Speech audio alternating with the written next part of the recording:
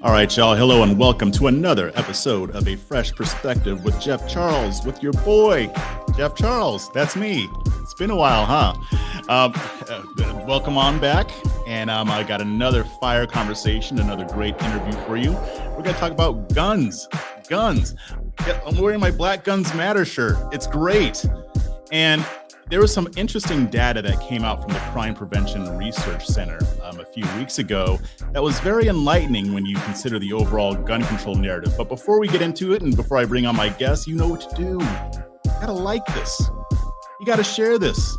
And if you haven't already subscribed, come on, hit that subscribe button, hit that notification bell. That way you'll be notified whenever I upload a new interview.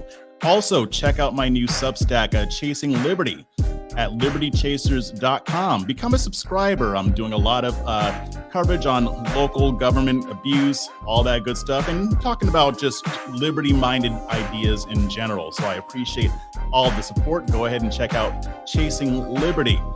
All right, without further ado, I'm going to bring her on. A good friend of mine, Mrs. Kerry Slone from the Crime Prevention Research Center. I heard you got a new JOB. Yes, I did get a JOB, actually one that pays, as opposed to, as you know, and as, thank you for having me on, by the way. And as you know, and obviously some of your listeners may know, I am the founder and president of my own organization called We the Female, self-defense, women's self-defense advocacy and awareness. And I recently took a position with the Crime Prevention Research Center and John Lott, who is considered kind of the preeminent researcher on the side supporting why firearm ownership is important.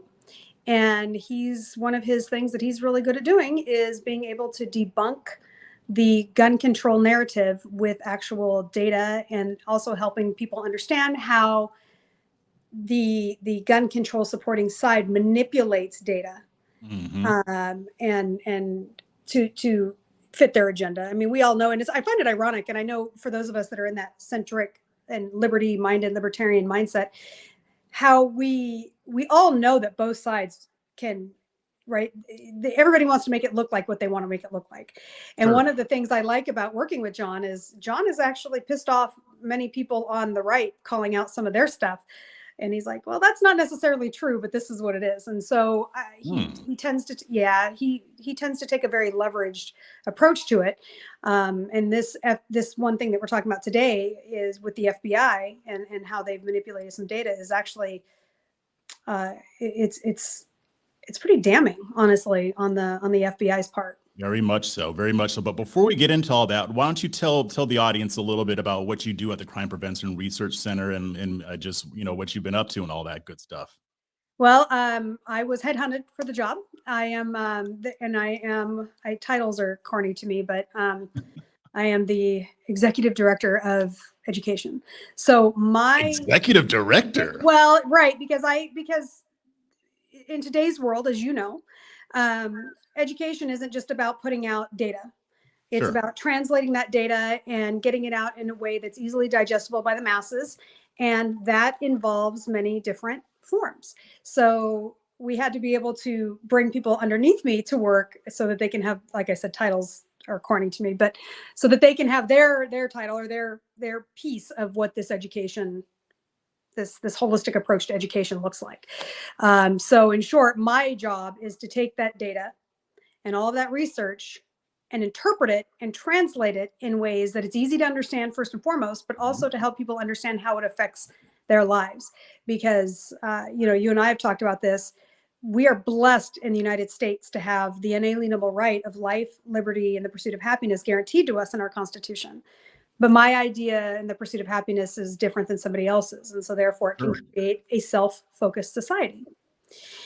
So people don't tend to want to take action or get angry about something until they understand how it's going to affect their life personally. Then you start to see people get involved. So my job is to help people understand how this data and research that Professor Lott produces helps them, why they should probably be mad about what's going on and how it's going to affect their life personally so that they can be better educated and take action.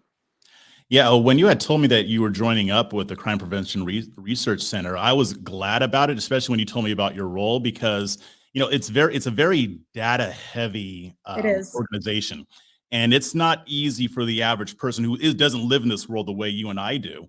Yeah. To really understand what that data is saying. So having people who can kind of boil it down and make it easier for people to understand on their regular everyday level, it's very important. And I do. So I want to get to this study on the FBI. Now, the government, and not even just the government, but also anti-gunner nonprofit groups have ignored a lot of data. And I will even go so far as to say that they've hidden it, like the CDC study on defensive gun uses. They would never.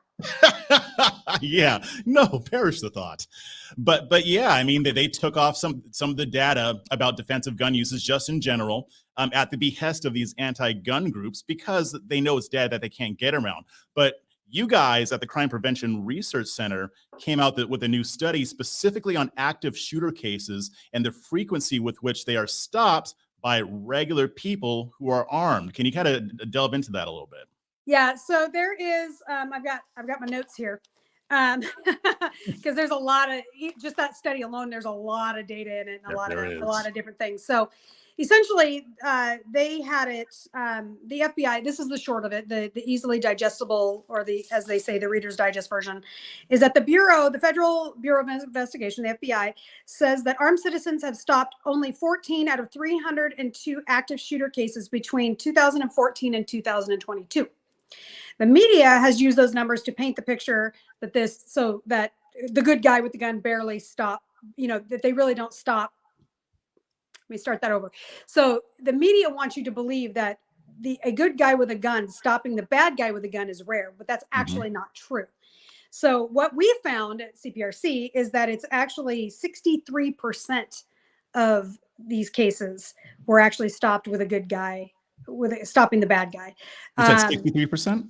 63%. Wow. 63%. And that's not counting cases where the good guy drew their firearm but never had to fire a round, where he drew the gun and the perpetrator ran off. Because often, and there's a lot more cases, where that, and we'll never know what that is, right? Because how many of those are never, they don't get reported. Yeah. I had to draw my gun on a crazy homeless guy in Seattle one time, and he took off running, and I didn't report that. I had to get on a ferry. There was no point in doing it because there was no. Yeah, but to be fair, you probably just did it because he was catcalling you, right? Totally. That's exactly why. That's exactly why. I had nothing to do with him just screaming crazy at me and swinging the golf club. And yeah, so so God knows really how many, we'll never really know what that looks like. So our report shows that armed civilians stopped about 157 out of 440 active shooter situations in that same time period, which was between 2004 and 2022. So in the context of this study, or even just the overall conversation, how is an active shooter situation defined? So an active shooter is essentially somebody that draws their gun and starts firing rounds. Okay. And they don't really necessarily, I'm trying to make this as simple because it can get really convoluted. Sure. Based on the legal definitions of it. So and essentially there are several different definitions too. Correct. And there's exactly. So that doesn't necessarily count. It's usually, of course, the big one that they use is the mass shooting, which is also arbitrary. And this is where, and I apologize, I'm not trying to be vague. It just gets into the weeds on this, as you know. They don't necessarily add things like gang violence into that. They although interestingly enough, they have this year. Side note off of this, right? This year, you're seeing this higher number of mass shootings because now all of a sudden they're adding gang violence into that number when they never have before for the rest of this data that we're talking about. So that's why these numbers from 14 to 22 don't have gang violence or, drug related violence, cartel, that kind of stuff into it. So where they have actually fired shots, the mall shootings, school shootings, these types of things are the ones that they're being talked about in an active shooter situation in this particular study. That's very interesting that they would leave a lot of that out because Is I it mean, though? if somebody goes into a mall in, I don't know, Beverly Hills and shoots it up, kills 3, 4, or 5 people, that's a mass shooting to them. But if a Correct. gang member does that in a drive-by shooting, they don't count that. And they Cor- probably think it's because, oh, it might make people of color look a certain way. But guess who are the main victims of those shootings? Correct. People They of only color. focus on the crimes, and this is obvious, right? You can watch this pattern in the media. Is that only when a person of whiteness, See, now you're stealing my to turn.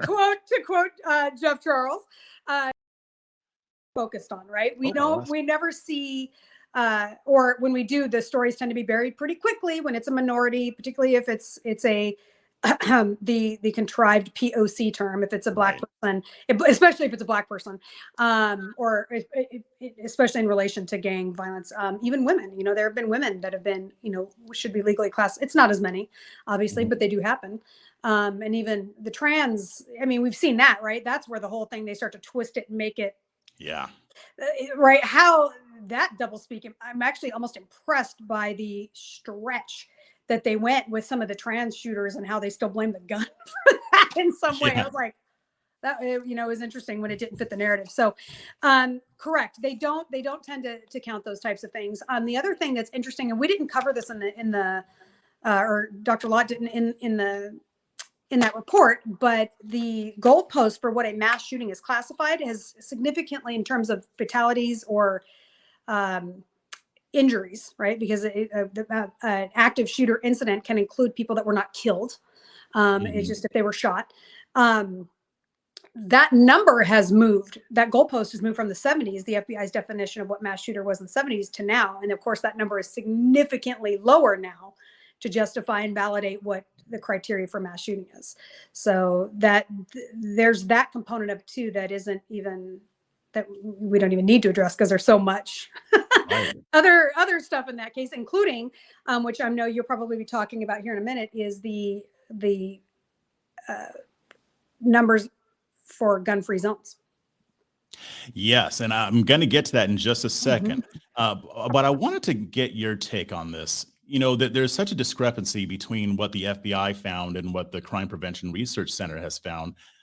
What do you think accounts for that discrepancy? I mean, how much of this do you think is on purpose, and how much is maybe they just counted it differently? Maybe Sure. missed some things, or what are your thoughts on that? Well, and let me put a pin in that just a second because I want to make a Sure. correction. I read, like Jeff said, if you've gone to the website and you look through this data, I have to dig through this data every day.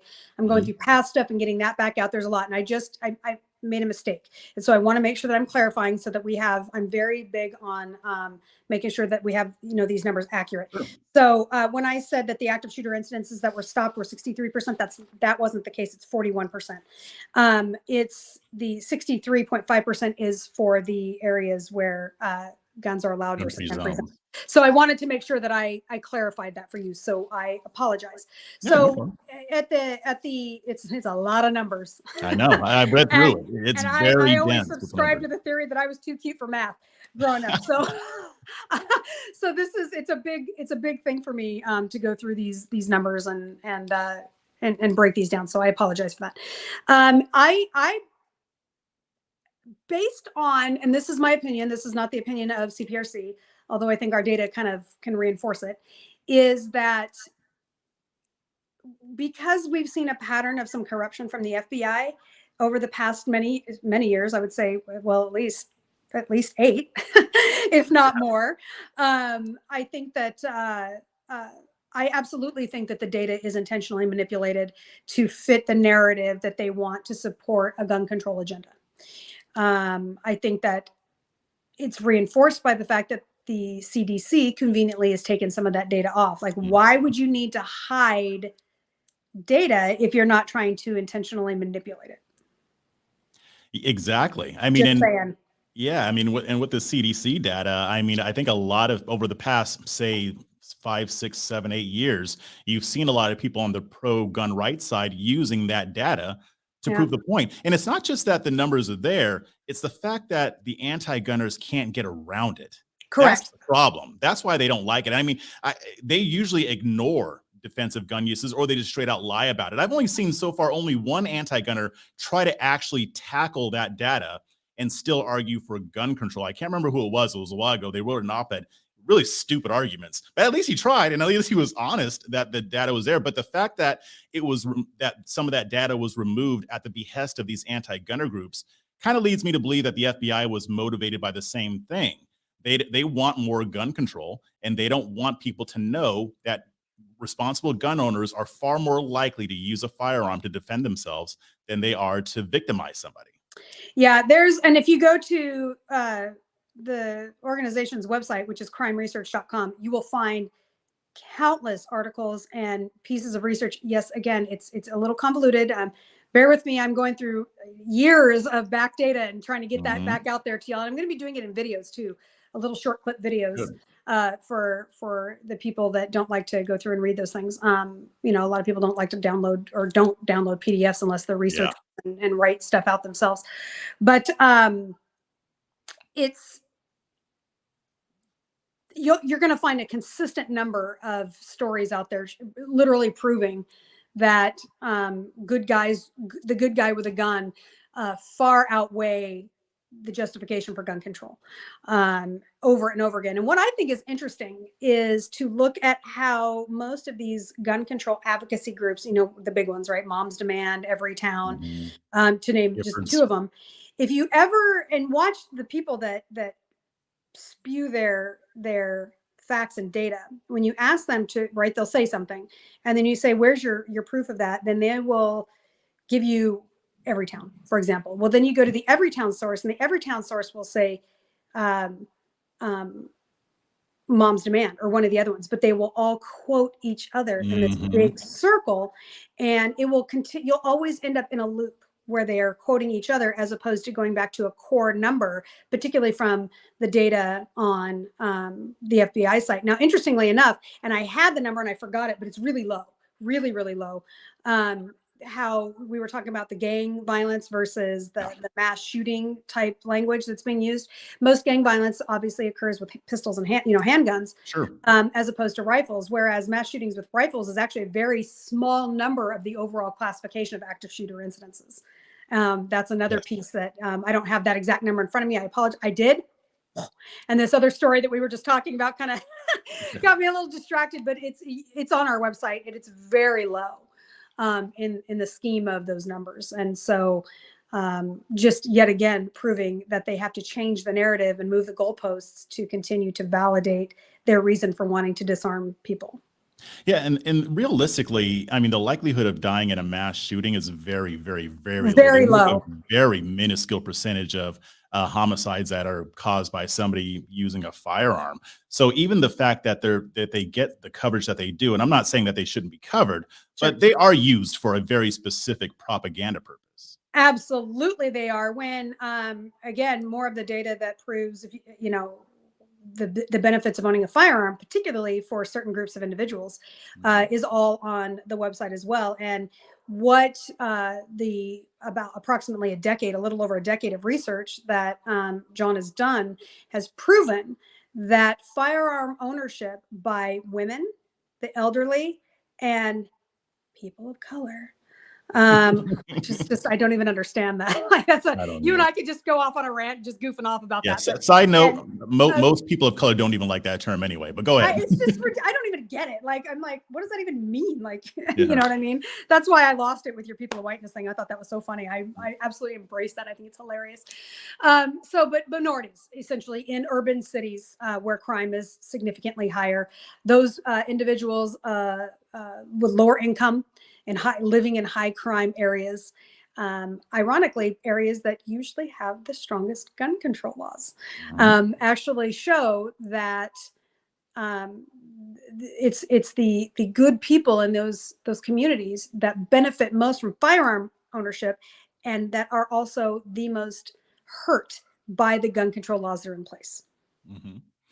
So let's tackle the gun-free zones issue. Like you said before, over 63% of active shooting cases were ended by an armed civilian.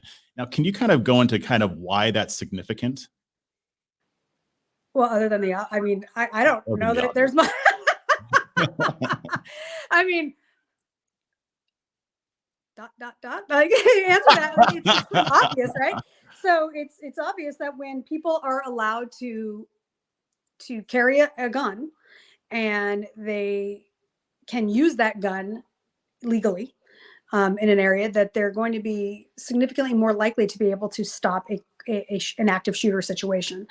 Can you imagine what that would look like, for schools, and for areas, if they were to actually be, for more areas, if they were to loosen up the restrictions on what's called a gun-free zone? Interestingly enough, you have to check your little side note that's relevant to this is check your state's laws, because a lot of states do not have a state law saying. So, for example, I'm trying to think of how to make this, is to say it as easy as I can. A mall, for example, if it can be classified as a gun-free zone, but a lot of states don't have laws saying that that's a misdemeanor if you carry where a place states that. So, for example, you can be escorted if you're carrying in a place called like in Washington State, for example. I'll just use that as an example, because I live there and I know the laws there very well. There is no state regulation or city ordinance that I know of, or county ordinance, that charges an individual with a crime for carrying in a gun-free zone. What you can be charged with is trespassing. So if somebody sees you carrying a firearm in a mall, for example, that's classified as a gun-free zone, malls are private property. So they can ask you to leave. And if you don't, then you can be taken away as a trespassing. Now, some states do have that.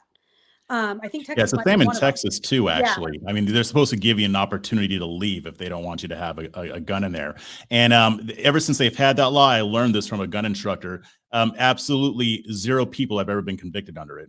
Correct. Because Texans will carry pretty much. Yeah, exactly. So I apologize for not being as articulate about that, because it's a little convoluted, but it's really based on, some states have actually passed it, where it says if you're carrying a gun in this place, they're protecting the private property owners under the law of a misdemeanor. But like you said, very few are actually ever convicted on it. And interestingly enough, that's honestly usually because the person that's carrying just leaves. Right. Because we're actually responsible and don't want to cause trouble, contrary to what most people say. Whoa, hold on a sec. Are you saying that we don't need the government to work this stuff out for us, that we can actually figure this stuff out on our own? Spoiler alert. How dare you? Spoiler alert, yet another reason we don't need government is to tell us how to be responsible individuals. And that's, and that's a whole other rabbit hole, right? With even these mass shooter situations. How many of these do we know of that wasn't covered in this report that was put out by CPRC, but how many of those do we know had a history of violence or mental health issues, so on and so forth, that were ignored? Yeah, exactly. So, and they either obtained the gun legally, even though they shouldn't have, or illegally, even though they shouldn't have, which is usually more the case with these particular situations. And that's why the whole raising the age to 21, like this whole thing with Newsom, and we want to have this amendment that you can't buy a gun unless you're 21. Well, there's most states are not most states, but states that support gun control are already moving in that direction anyway. But there's not enough of them. I think there's only 17 states that support that. The rest of them don't, interestingly enough. So it's weird. There's a very strong divide. I live in Georgia, which is very gun friendly. Very, arguably more than Texas, even. I've heard. Texas, a lot of people talk about Texas and they're kind of like, y'all should come down here, because they're pretty, like, they're actually trying to pass, they didn't get it in this last legislative session. I think they're going to, though, coming, where they're trying to make this, like Missouri, the sanctuary state, where the state doesn't have to help support any FBI enforcement. Oh, really? Yeah, I think I heard about that. That my state rep actually presented that. Yeah, she was the sponsor for that bill. So, well, I'm after her anyway for red flag laws. That's a whole different story. But because she doesn't she's new. We'll get to her. We'll get her changed. Yeah. But so on that interesting note about talking about gun-free zones and how over 60% of the crimes that were stopped were in places that were allowed to carry. 20 states allow teachers to be armed Mm-hmm. in the schools. 20 states have laws supporting teachers being armed. And there's never been a school shooting in one of those schools where teachers are armed.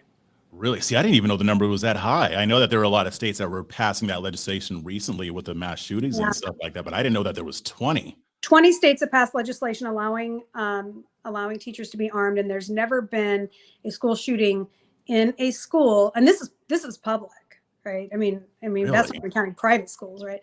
So, because more private schools obviously are Of course. are carrying or allowing teachers to carry. But yeah, there's never been a shooting at a school where teachers are allowed to carry. It's almost as though knowing that there's people armed in a place is a deterrent for people that are shooters. It's almost like there's no point of having gun-free zones. I mean, if any data makes the case for that, that 63% number makes Yeah. that case. Why would you have gun-free zones when Yeah. it's already proven that they don't work? And to reinforce that point, you can go onto the website again. Like all this again, I feel like I keep having to reiterate that, but it's true. Like it's a little hard to find because it's a lot. It's, like you said, it's data heavy. But the 96% of all mass shootings have happened in places that are classified as gun-free zones. Wow. 96%. I knew it was high. I didn't know it was that high. 96%. So it's almost as though gun-free zones actually perpetuate mass shootings. Yeah, that's something else that needs to be abolished. There should be no such thing as a gun-free zone. But here's my question, though. I mean, there's still, I mean, if you look at the polling and the surveys, a majority of Americans still support stricter gun control laws. Now, that percentage is going down. I'm glad you asked. Yeah. So how do we fix that? Or what do you think accounts for that? I mean, because gun sales have gone up. So that would seem to suggest that people are understanding the importance of gun rights. But I mean, that number is still remaining stubborn. It's still like, I think it's like 54 or 52% say that not. It's and not. there is data on our website, and I would have printed that had I known. So I apologize for not having that. I know I hit but you with on that. The website, they just popped into my head. I will send you the link. I'm in the process of getting some of that information out right now, actually. What that data that you're talking about is coming from, or that survey that was done of the majority of Americans, that they're all David Hogg and all of the gun control supporters and Kamala Harris, and that they're all using, is a PBS NPR survey that was done. But how the question was phrased manipulated the results. So essentially they asked, do you support keeping people safe? I'm paraphrasing it. Like I said, the data is on there. I would have printed it. I know what you mean. So I'll send you a link so you can attach it to this podcast when you print it.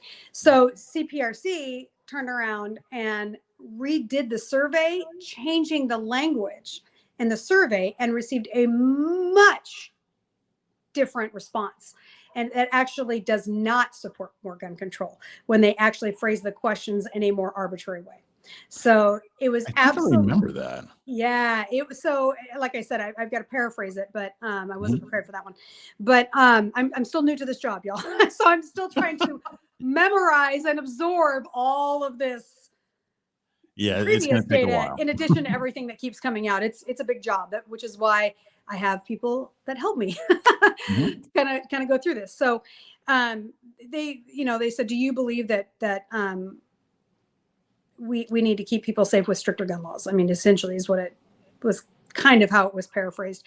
So we went in and said, what if your neighbor was being abused and she came over and asked you to borrow a gun for the night because the situation was escalating and she needed to feel like she could protect herself? And you said yes. Well, congratulations, you just committed a felony.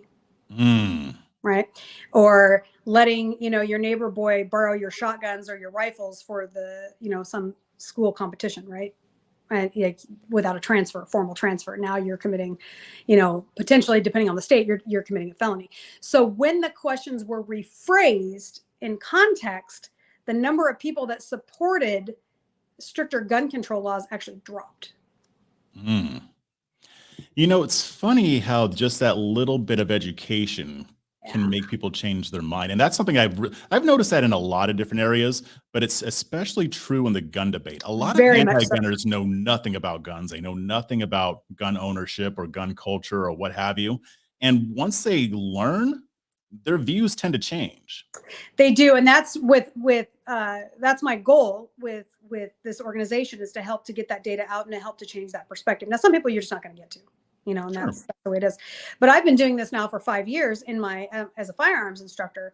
I get a lot of women in my classes, and I will actually get a lot of women that are liberal or gun control supporting that will come to my classes, because it's I think people should own a gun. I just think XYZ, right? That they need to have this kind of control or this kind of control, especially the round limit, or you need background. The big one, mental health, right? That's Right. always the one. Well, people with mental health issues, well, that there was a law in Washington State that I went viral with 5 years ago through Yeah. Coleon Noir that threw me into this. So once they sit in my classroom and I explain to them, well, this is what that exactly means, and they just go, oh, again, having them understand how it's affecting their life personally as opposed to a bigger picture, and how it's never as black and white as they are wanting you to think it is, starts to change that perspective. And when I say to them, like, for example, in Washington State, this particular law is, which has now been preempted by this most recent one they passed, but the one that threw me into this was when you signed your 4473, it was a waiver of your medical record, and they could deny you the purchase of a gun based on what they saw in your medical record. But they had no criteria for what that was. It was completely arbitrary. So I'd have women, these very liberal women, that would say, well, what do you mean? And I said, that means if you've ever taken an antidepressant in your life, you could be potentially denied the purchase of a firearm because you took an antidepressant 10 years ago. Mm. Right now you're seeing, right? So it's one thing to educate people. It's another thing to help them understand how it's going to affect their life personally. That is the key to everything. And one thing I learned when I confronted Kamala Harris a few years back, it wasn't so much her, because she absolutely did her canned deer in headlights and turned around and let her minions handle it, right? I mean, that's what she's capable of. Yeah. Yeah, but her minions, I ran into a few of them afterward, and that was my aha moment, was, and I think you and I may have talked about this actually before, is, I mentioned that it's frustrating that she's didn't want to talk to a domestic abuse survivor about red flag laws, and that's all I said. And they immediately went into their canned defense of her and of red flag laws. And I said, well, those laws could prevent me from buying a gun to protect myself from the man that's abusing me and stalking, or was abusing me, that's now stalking me. Mm. Oh, I'm so sorry that happened to you. That's terrible. So after that whole incident, it was an aha moment for me, Jeff, where I realized their need to show me that they were social justice warriors that were empathetic to me as a survivor, right? Because they love to use domestic violence victims, and children are the two biggest pawns for gun control. And they would rather see us be martyrs for their cause than to actually help us and to understand how to embrace self-defense and find the confidence to be able to move forward to break the cycle of abuse and learn how to defend ourselves. So that was my moment when I realized, like you were talking about, facts, they don't want to hear it. We see this on the internet a lot, right? They're not going to hear the facts. You have to use emotion, but not get emotional. But when you can push that emotional trigger in them, and it lowers that metaphoric shield for where those talking points are, now you can get in. And I've got consistent proof of that, even through social media, where somebody's tagged me in and I've made a comment about being an abuse survivor and saying, well, that law would keep me from defending myself from my ex that stalked me. And then all of a sudden their attitude towards it changed, but just for that incident, not realizing that they're literally now contradicting themselves overall. That's why stories are so important. Like your Absolutely. story, the stories of others. I mean, even with red flag laws, I think people aren't aware of how often it happens that an abuser can use those laws against the person that they want to abuse. That how often that happens. I mean, I've heard the stories, but most people haven't. So, like when you tell yours, that's going to hit somebody harder, especially if they're on the left and they're claiming to care about women's safety and the safety of children and things like that. That's a good way to relate them to it, because the data is great, but the data supports the stories, right? That data is actually made up of stories, realistically, if you look at it. Correct. So I mean, that 63%, each of those numbers has a story behind it. There was Right. somebody there who had a firearm and used it to stop a mass shooting. I mean, if some of those stories could be told, I think that that would go a long way towards really changing more minds. And that is something that my social media guy and I are actually working on right now. Is we have a list, a running list that's updated regularly, of good guys stopping bad guys with firearms on the CPRC website. So you can go there. There's a list of them, and they go back, and of course that list just gets longer and longer. And I think it goes back to at least 2016. I think even prior to that. I think it even goes back to 2014. I like to try to focus on the more recent ones, obviously. Right. But it's a list, it's a compilation list, and we're not even close to having them all, because we have to see them as they come up in the media and on the news. And so how many has the news not covered? Obviously in those active shooter incidences, like we were speaking of with the FBI, the data that he uncovered, like how many of those were stopped without the good guy firing the gun, right? And those are cases that are never covered by the media. So the numbers it's grossly lower, I believe, than we'll ever know, because it's just not covered, because it doesn't meet that agenda to support the gun control narrative. Yeah, I mean, and I've been using the Heritage Foundation's defensive gun use tracker on Twitter, because it seems, because I've over the past month and a half, 2 months ago, I had a guy on make a comment on one of my articles on Red State where I was talking about defensive gun uses, and they were saying, it'd really be cool if you highlighted some of those cases. I was like, you bet. Yeah. So, I mean, I started, and honestly, since then, it's like almost every other day I'm writing on a story about a news report about a guy defending himself against a home intruder, a woman defending themselves against a carjacker. It happens, even if you just look at the news stories, that could be enough right there. It happens all the time, but it's even beyond that. And it's funny because I was last week, I was on a podcast for Newsweek, and one of the guys, he's more on the left end of things, and he said, what if this good guy with a gun thing, does that really happen? I mean, can somebody on the gun side tell me, is that really a thing, or is it rare? And I was like, I'm so glad you asked. Yeah, please. And yeah. Let me pull out my list, right? Yeah. And to give him credit, he was asking that question honestly. He wasn't coming in bad faith, but I said that, there's a lot of studies. I mean, on the high end, you're looking at millions and millions happening per year. Even on the more conservative studies I've seen, about 70,000. But if you look at the news reports that I've covered, it's a lot. And I think that people just aren't educated on it, like I said before. So I'm glad that you're doing what you're doing. How do you think that people on the gun rights side can continue pushing the needle? Because we have actually had some good things happen, like the Supreme Court's Bruin decision. It is going in the right direction. What do you think that folks like us can do to move that forward? Or even people who don't have platforms, maybe that are watching this, just regular folks, what can they do? Well, first, educating yourselves past using shall not be infringed, or all gun control laws are unconstitutional. Those two things make me cringe when I see them in comments, because well, I mean, when you literally have state representatives, like, I never pronounce his name right. I always feel like I'm drunk when I'm trying to say it. So Slone, whatever that guy's name is, from, saying that I don't give a shit about the Constitution. Remember he said that, or whatever it was that he, over the pistol braces. Whatever. The point is that he's literally said that the Constitution doesn't matter. We need gun control, kind of a thing. Right. So those are not arguments, right? You're just making a comment to make a comment. You really need to take the time, and people don't want to do that, right? It's hard. We have continually dwindling attention spans in America. And so if that information doesn't get out to you quick, people aren't going to pay attention to it. And it just becomes the proverbial pissing match between the anti-gunners and the pro-gunners. So educating yourself is super important. That's why I took this position, so that I can put that information into those mediums the way people communicate today. John is obviously legendary for his work, particularly and among the platforms that he uses, but he is not as familiar with using, the Instagram or some of the other things that some of the younger generations use. And so that's my goal, is to get those pieces out there in a way that everyone can use them, and not only just sit there and say, well, here's the number, but to be able to actually give a source for where these pieces of information are coming, along with the stories, like you say, because the stories are actually what's going to help to make the difference. The data, people shut down when they hear data. Yeah. They don't want to hear it. So we have to make those numbers relatable and humanize them.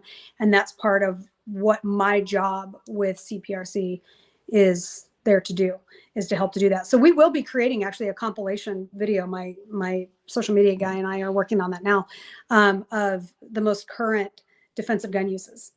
And we're going to be putting that up there. I'll send it to you. So it'll just be, in that easily digestible form that everybody, all of your listeners and can use to be able to say, but here's some of the real stuff that's happening. And that's really, really important for women in particular, minorities as well, and minority women. I love working with Black women and Latin women in the cities, man, because they have all the reasons why they need the guns. Yeah. So I love working in Chicago I work with a group called Kaba Sports there, and we do a lot to get women trained up there in that area because they need it. It's pretty ugly, but you have to make it relatable and know that feelings over facts sometimes are going to be more effective. That seems counterintuitive. It's more persuasive. It's definitely more persuasive, so that when you can back it up with the data, now you've got what you need to be able to be effective. And remember, the person that you're talking to, if you're not from super savvy about social media, understand that it's easy and this isn't for you, Jeff, this is obviously for your listeners because you get this. I don't do social media at all. No. Right. You don't understand any of that. Right. By the way, I'm absolutely screaming over your wardrobing. The big Gershon. Apparently I'm not the only one. The big guy saw it, right? Yeah. Yep, he did. Yeah, Elon saw it. He loved it. He was all supporting it, right? So I talk about this a lot when we get into abuse as an abuse survivor, and some of the stupid comments that are made, and how important it is for men to call out the stupidity and some of that manosphere mentality that's out there. But it matters with guns too, right? Understand that the person that it's easy for you to be myopic and think that you're just arguing with one individual, but there are countless other people that are reading those comments. And sometimes they'll chime in, sometimes they won't. More often than not, they don't. Usually you can tell by the like count as opposed to the comments. And understand that you may not be getting to that person, but every time you put that information out there with those data links, you're also going to be able to reach people that you don't even know that you're reaching. And so you subconsciously are planting those seeds in a way that helps to start to change paradigms. And so it's important to not, obviously we all like to talk a little crap on the internet. It's fine. I love it. One of my biggest compliments was I never shy away from a 2A bar fight. I thought that was kind of funny when a friend of mine made that comment, but it's because I understand the power of what those words are for people beyond who I'm interacting with. And you never know whose life you may change or whose perspective you may change by simply just putting that information out there in a way that's relatable with the data to back it up. Exactly. All right. Well, we are running out of time, but why don't you, before we sign off, let everybody know where they can find you? Well, me personally, you can find me on Instagram at @WeTheFemale_official, Stilettos and Shotguns 3.0, because I'm that girl. It's always in trouble. That's a little spicier side of We the Female. You can find me on Twitter at @the_real_SNS, Stilettos and Shotguns. You can also find the work that we do at Crime Prevention Resource Center on Facebook. Twitter, it's Crime Research and the number 1. And then crimeresearch.org. Awesome. Well, thanks for joining the program, and we got to get you back on soon to talk about some other gun stuff. Anytime, I'm always here. Thank you so much for having me.